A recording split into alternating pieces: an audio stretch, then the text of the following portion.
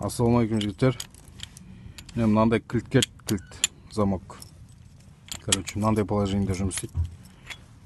Осылай тыққан кезде кәдімгі кілт. Былайынан салған кезде сигнализация ойнайды. Кілт едік. Охранная система жұмыс істейді.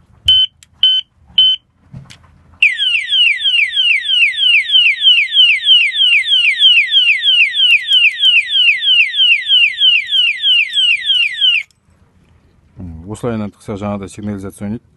Былайынан салсақ кәдімгі кілттің қызметін атқара береді.